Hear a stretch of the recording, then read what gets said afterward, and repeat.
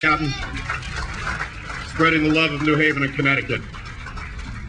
And also, I'd like to have the crowd give a welcome to a wonderful young lady who is fairly new to News Channel 8, but is doing some tremendous work.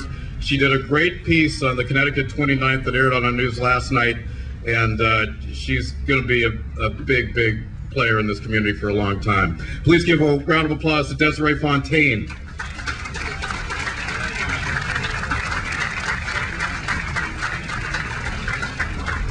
We are honored to be joined this afternoon by another one of our fine representatives in Hartford. Please give a warm welcome to State Senator Martin Looney.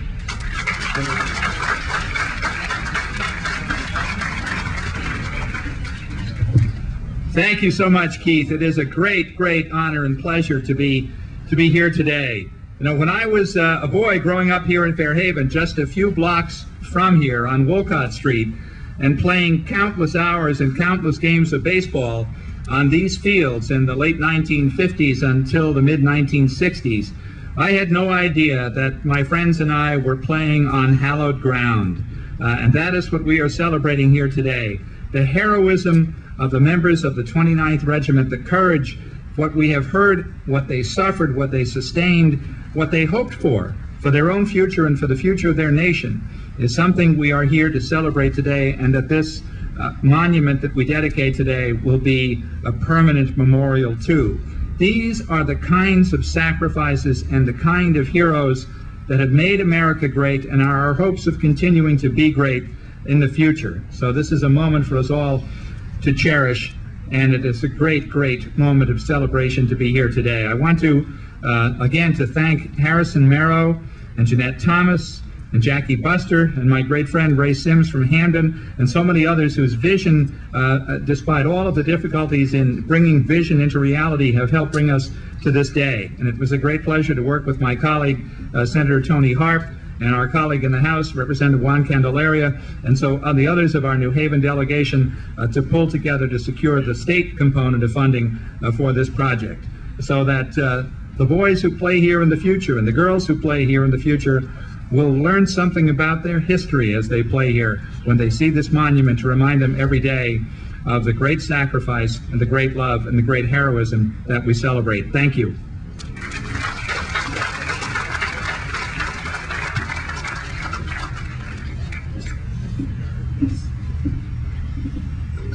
Before we introduce the keynote speaker, we also want to acknowledge our Deputy Mayor from New London, Mr. Heisel. Please give him a round of applause and thank him for coming and sharing with us this afternoon. Our keynote speaker is a man who has made us laugh with his groundbreaking comedy and challenged the injustices of society as an activist. People tend to use the term legend far too often, but Dick Gregory is truly a legendary figure in American society. He is the author of more than a dozen books and the comic genius whose voice can be heard on numerous albums. Simply put, Dick Gregory is an original, and it is truly a great honor for us to welcome him to New Haven on this special day. That's right, Keith. Dick Gregory was influenced to stand up for civil rights by his early surroundings of poverty and violence. Gregory became the first comedian to successfully perform in front of black and white audiences, saying just a love, activist, Mr. Dick Gregory.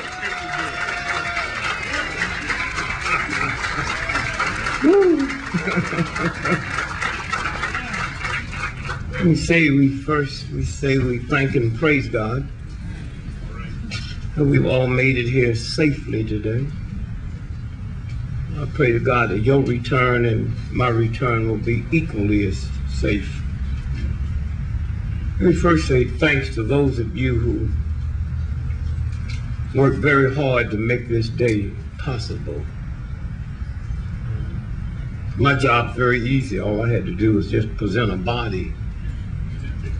A lot of hard work went into making today happen. So for those of you responsible, we say thank you.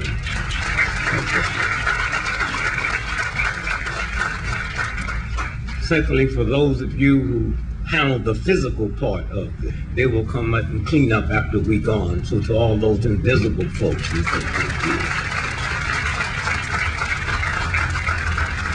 And thirdly, for those of you who have up here, and I'm looking out at you, and I'm thinking about the 29th Colored Regiment, and what it must have been like on these grounds back then, what it had to look like. And I'm sitting here and thinking about how far we've come. Black folks and white folks can sit here now with no guns and no tension and no fear. I've been married 50 years and love had nothing to do with it. My wife told me when we got married, if you ever leave me, I will hurt you. Hurt will keep a brother home for a long time. And when you start making big money, there's another word that'll keep you home that Michael Jordan found out about called half.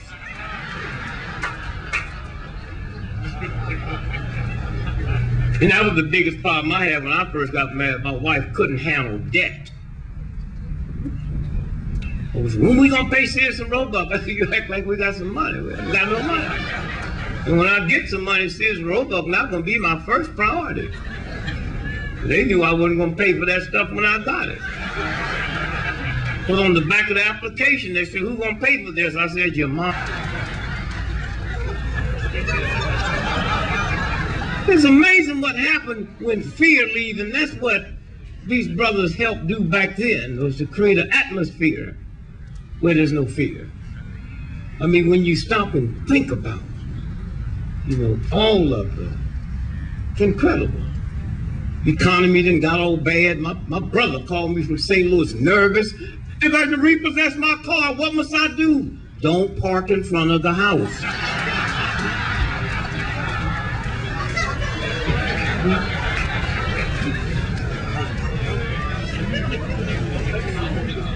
And we all going through a little tough times now. Y'all know what's happening. I mean, I don't even look at TV. Serious white boys got them ghetto looks on their face. I landed at the airport in New York, and I just was going to call a buddy of mine, and Lehman Brothers, and I dialed a number, and I heard that tape come on.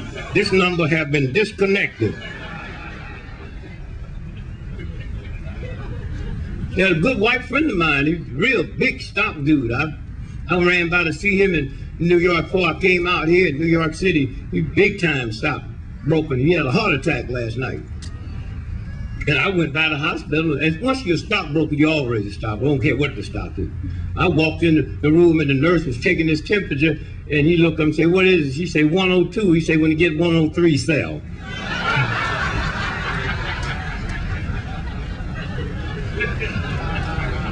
And I got this old crazy cousin in St. Louis. Yesterday, he's calling me, talking about he attempted suicide because of what happened to the stock market. His mother get on the phone and say, can you come? I said, no, I got to be in Connecticut tomorrow. But don't worry, he's living with you, live in the basement apartment. How he gonna kill himself jumping up? Then I got him on the phone, he telling me, I said, you never had no, you don't even know what the stock market is. Why are you so upset? He's so stupid, he thinks Dow Jones is a brother.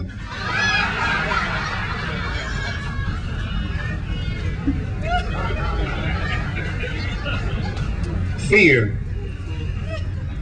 And something else, when you just get relaxed and just be cool, don't be always uptight. Remember, I was coming through Connecticut in my brand new Rolls Royce, quarter to midnight, I'm doing 142. This white state trooper jump over this hill and catch me. And I'm not worried or nothing. I'm trying to feel if I'm doing 142, how the hell he catch me?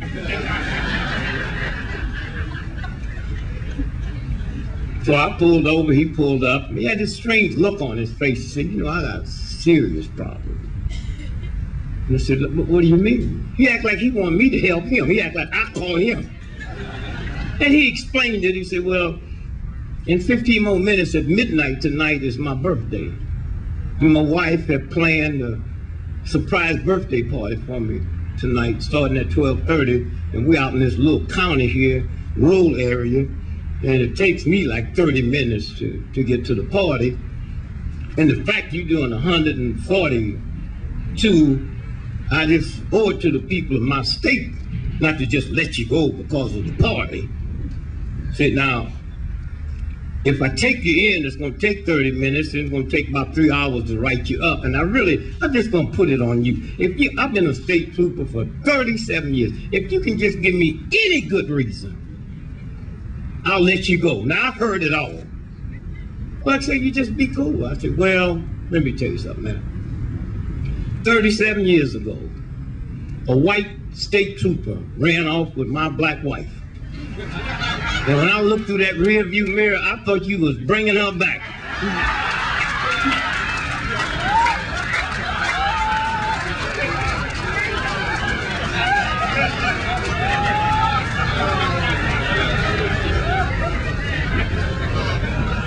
You understand what I'm saying? Just don't be angry, don't be upset over nothing, you know. And there is a difference between black folks and white folks. Don't y'all fall asleep and make like it's not. Tell that by them commercials on TV. Cialis commercial. You might mean crazy? Cialis. And then they say, and if you have a 4-hour erection, go to the emergency room. In my neighborhood, that's called a treat.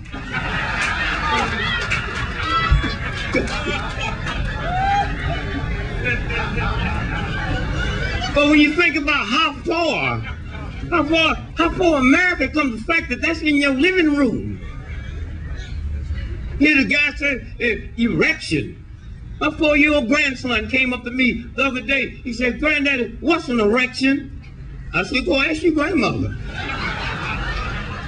He came back. See, sometimes we black men forget how smart you black women are. He came back, I said, did she tell you? She said, no, she'll tell me later, but for me to tell you, she haven't seen one of them things around the house lately.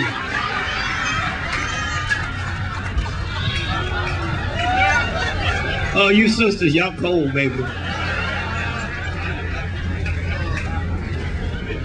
I really found out how smart my wife was when Kobe Bryant got caught up in that match. Y'all remember that? White woman accused him of raping her, and he go buy his wife a $4 million diamond ring. Let me tell you, if a white woman tonight accused me of raping her, and I take my wife a $4 million diamond ring, she'll go find 2 more white women. She got enough sense to know wherever that ring came from, there's a matching necklace and bracelet. So again, I say to you, thank you. And those of you that worked hard to uncover this, you know, it's history. Huh? They owned the country. And we came over here, I mean, y'all.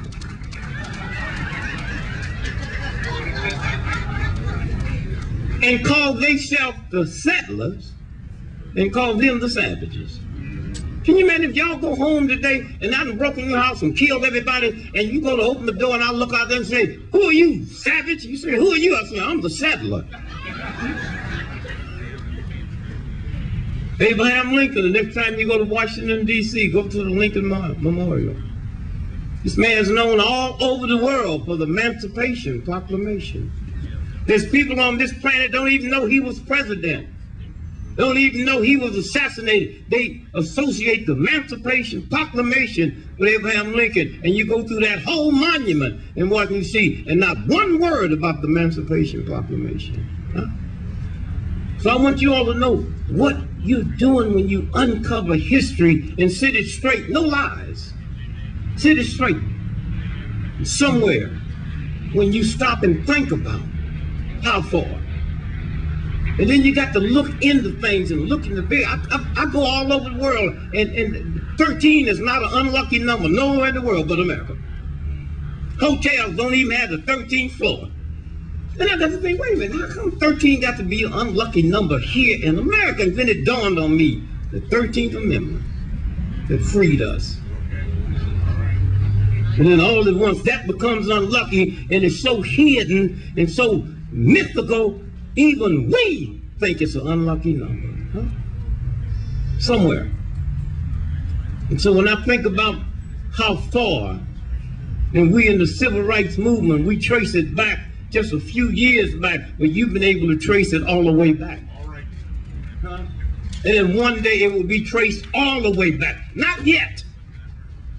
Unborn black folks and white folks will write the real history with no hidden agenda. And our late history won't be that hard. Yours was hard because there were no readily records. Ours is there. This movement that come out of what you were able to do, the records are there. They can't lie about it.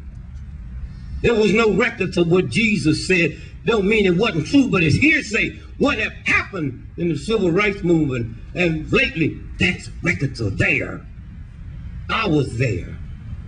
I can't believe the fright I had in me when I would go to Mississippi 45 years ago.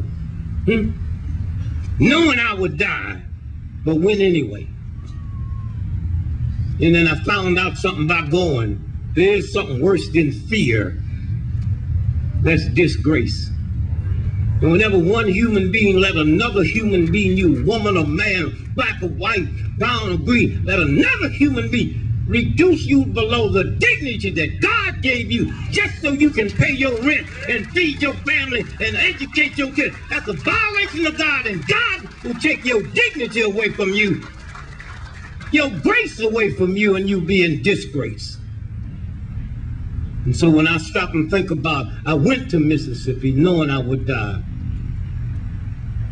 And as I stand here now, it's hard for me to believe just 45 years ago I can stand here and tell you head of the Mississippi State Troopers is a black man. With no guns, no meanness, no bitterness. Just a love and a kindness for freedom. What a difference. Did I ever think I would see the day in America that white folks would ask me to comment on white folk problems? I got back in from Europe 2 weeks ago and here, CNN camera at the airport, Mr. Gregory, you think we'll ever catch Bin Laden? I say, we? I ain't looking for him. I'm still trying to find out who my daddy is.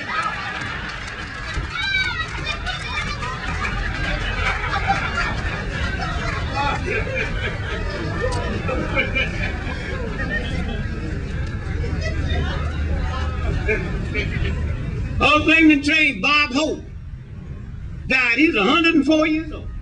Huh? Died at 3 o'clock in the morning. NBC called me 5 o'clock. Mr. Gregory, sorry to wake you up. Bob Hope died at 3 o'clock. Can we get a comment from you? I thought he'd been dead. Then what you said, so, my comment is the Hope family should go to Chicago and go to Jesse Jackson's push meeting. And they should fall on their knees and kiss his feet. Well, for 40 years, Jesse been yelling, keep hope alive. And you know it worked. They have no other comic lived to get 104. So I leave you and I say to you, thank you. Just don't take this with you. Go home and discuss it with the folks. Don't wait for the history book. You the history books. This monument is the living history. Look at all the people that have shown on these mics today, huh? And then you'll understand how far. And I just thank you. I didn't know I was going to march with y'all from over there. I got up this morning at 4 o'clock and did 5 miles. And somebody said, you know, you're 75 years old, you sure look good. How do you know when you're getting old? You know when you're getting old when somebody compliment them beautiful alligator shoes you wearing and you barefooted.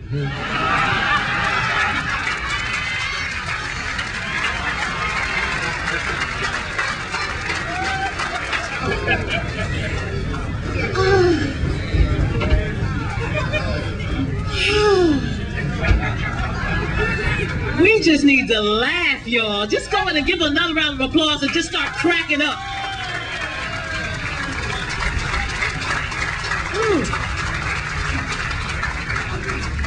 And I remember growing up hearing him not knowing if I could laugh. Like, is it okay?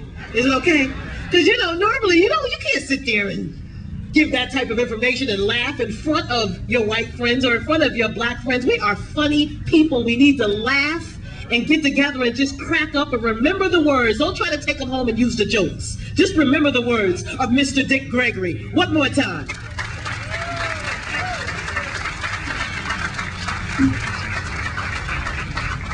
I've been given the privilege and an honor to introduce the president of this awesome organization. And the other night, while we were sitting and just talking and hearing from the family, hearing from the descendants, I sat there and heard them talk about names and connecting the dots in the tree and knowing who was who. And I got misty, thinking about all of us who don't have a family tree or who don't know who hangs from those limbs. But they're continuing to tell the story.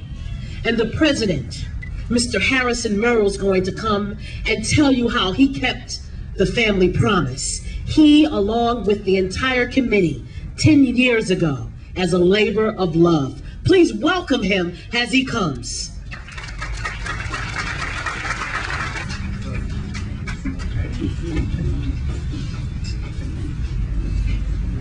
Thank each and every one of you for coming out this beautiful day and having the patience to stay with us. You know, as I look out here today and I see all these brand new outhouses, I start thinking about the men back in 1863 would thought that a luxury. Just to have them bad boys around it, you didn't have to run down to this pond behind me. So, that's my piece of humor. I take this time to say, Mr. Gregory, thank you for sharing with us today. And for reminding us to never forget our history and the ancestors who died so we may live. This has been a 10-year journey, a labor of love. In fact, for me personally,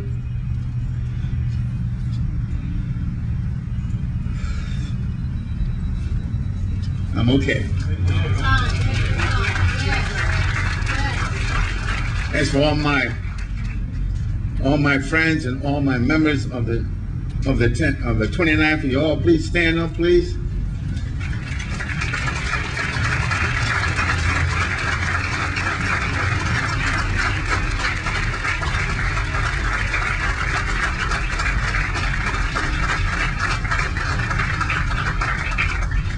And for those brothers and sisters who are up there looking down, thank you. We have done it. And pretty soon we're going to unveil it. Growing up as a young man, I knew nothing about this regiment. My family, when you ask them a question, they go, what you want to know that for? What you going to do with that information? It was difficult, hard to pull it out of them. But it took two guys, Manny Gomez and my brother Albert, who decided to do something about it. Thank you, Manny. Thank you very much.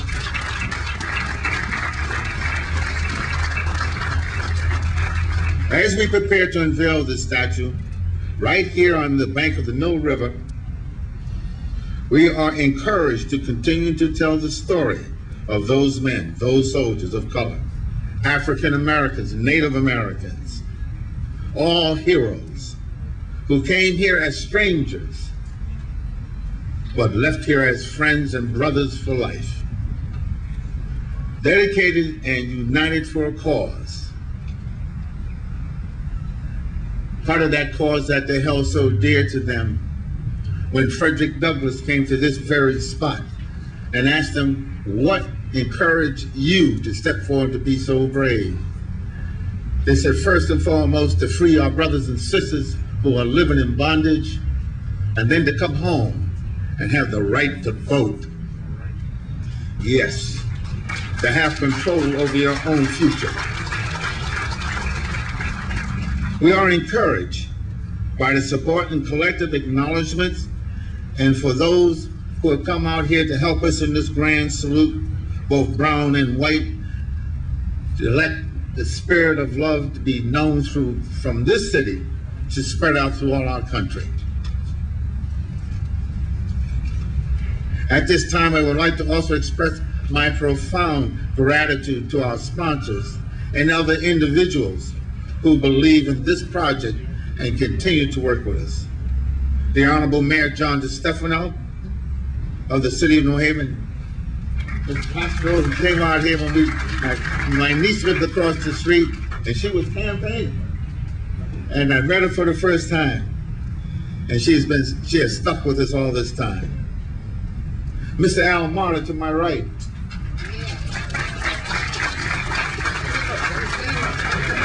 Come on, Al, stand up. Mr. Al Marta, ladies and gentlemen.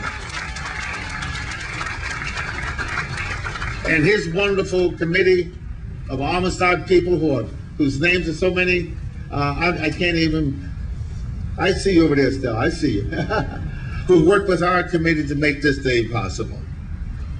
To the Department of Culture and Tourism, and to all of our state and elected officials. I love you, Marty, but I gotta say I love Tony a lot more.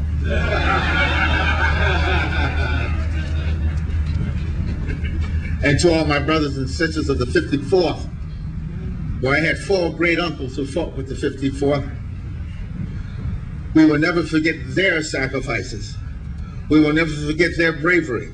We will never forget that chapter in history that they helped propose.